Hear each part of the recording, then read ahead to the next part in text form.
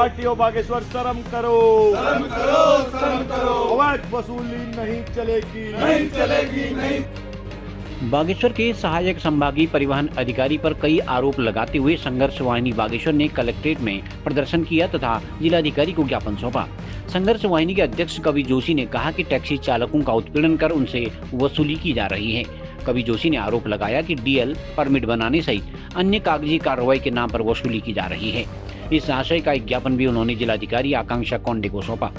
जिलाधिकारी ने इस मामले में कार्रवाई का भरोसा दिलाया है। इधर एआरटीओ ने सभी आरोपों को सिरे से खारिज करते हुए कहा कि सभी कार्रवाइयां नियमानुसार हो रही हैं।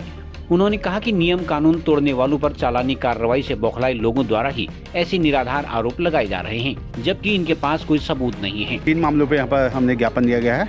जिसमें पहले मामला जो हम लगातार मेरे पास 3 महीने से कंप्लेन आ रही थी कि बागेश्वर एआरटीओ द्वारा लगातार बागेश्वर की जनता को परेशान किया जा रहा है और वसूली के नाम पे जो लगातार उनसे 500 से लेके 1200 रुपये हफ्ते के हिसाब से मांगा जा रहा है और नहीं करने में 15 से 20 हज़ार 25 हज़ार तक के चालान किए जा रहे हैं। और बहुत ज़्यादा उत्पीड़न जब जनता का हो गया तो कई बार कंप्लेन आने के बाद मेरे पास कल भी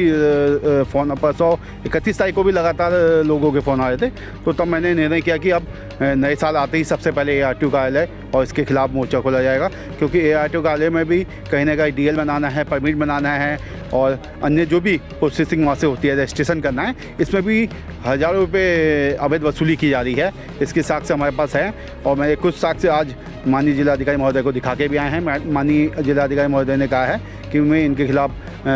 ठोस सबूत मिलने के बाद ठोस से ठोस कार्रवाई करूंगी। और दूसरा मामला था जो बागेश्वर में नगर में पॉकेट पार्किंग नहीं होना, इस मामले पे भी माननीय जिलाधिकारी महोदय से वार्ता हुई है कि जल्द से जल्द बागेश्वर नगर के अंदर जगहों को चिन्हित करते हुए उनमें छोटी पार्किंग बनाई जाए, ताकि जो पुलिस प्रशासन द्वारा 2 व्हीलर बाइकों का चलान किया जाता है और अन्य गाड़ियों का चलान किया जाता है, क्योंकि पार्किंग नहीं है। मैंने कुछ दिन पहले भी इस मामले को उठाया था कि जब तक बागेश्वर में पार्किंग ना हो तो आम जनता को ये पार्किंग के नाम पे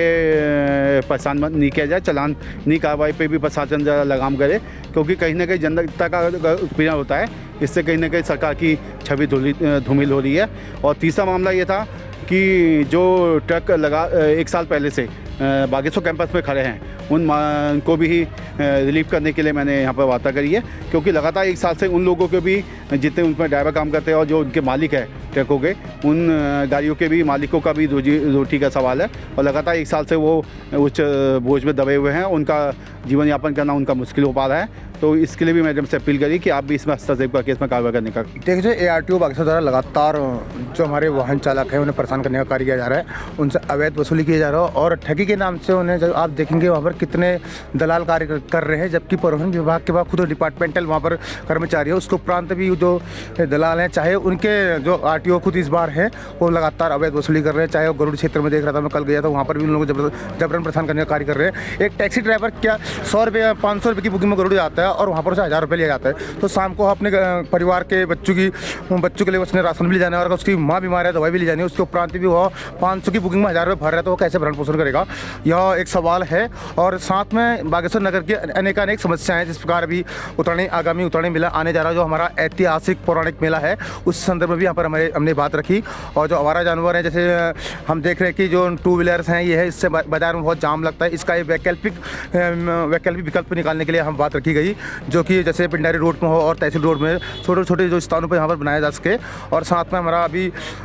जो कॉलेज फील्ड में जो गाड़ियाँ खड़ी हैं, आप देख सकते हैं बहुत सारे लोगों ने यहाँ पर अपना मकान गिरवी रख के गाड़ी ले रखी है और उसके उपरांत जब यहाँ पर हाईकोर्ट ने उन्हें सीज करने का कार्य किया है, आज वह भरण पोषण कैसे करेंगे, कैसे किस्त भरेंगे, कैसे अपना परिवार पालेंगे, यह एक बहुत गहरा सवाल है। और भी समस्या है, परंतु आज इस सवाल पर हम इन मुद्दों पर हम खड़े थे। देखिए, लगातार शिकायत आ रही थी कि हमारी गाड़ियों का चालान हो रहा है और वो ठीक है, अगर वो कानूनी तौर पर हो रहा है और वो जायज़ तौर पर हो रहा है तो ठीक भी है, लेकिन बेवजह जिस प्रकार से नगर की जनता को, आम जनता को परेशान करने का प्रशासन काम कर रहा है, आरटीओ काम कर रहा है, तो ये बिल्कुल भी निंदनीय है, ये असहनीय है। और इसका लगातार हमारे पास शिकायत आ रही थी नंबर प्लेटों को लेकर, लगातार हमारे पास डीएल को लेकर, लगातार यहाँ पर को हमको इस तरीके की शिकायत थी। भाई भाई मेरी गाड़ी घर के आगे खड़ी है, वहाँ पे भी चालान हो रहे हैं। गाड़ी आदमी अपने राशन पानी के लिए बुजुर्ग लोग चल रहे हैं, उनके भी चालान हो रहे हैं। जो जायज़ प्रणाली है उस पर आप चालान करिए, लेकिन नाजायज़ अगर जनता को दबाया जाएगा, लोगों को दबाया जाएगा, तो उसके खिलाफ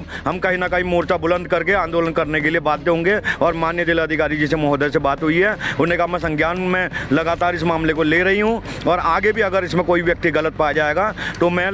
तत्काल प्रभाव से उस पर कार्रवाई करूँगी। और मैं आपके चैनल के माध्यम से इतना और कहना चाहूँगा कि कॉलेज गेट पे जो कॉलेज के अंदर प्रशासन द्वारा जो गाड़ियाँ खड़ी हैं वो बहुत ही बेरोजगार और बहुत ही असहनीय महसूस कर रहे हैं। आज के समय पे अपने को अकेला महसूस कर रहे हैं। तो सभी जनप्रतिनिधियों से, जिलाधिकारी महोदय से कि उनकी गाड़ियों को तत्काल प्रभाव से छोड़ा जाए, जिससे कि आम जनमानस में राहत की सांस लेने का काम किया जाए। जय हिंद, जय भारत। खबर को जानने के लिए चैनल को लाइक, सब्सक्राइब और फॉलो जरूर करें।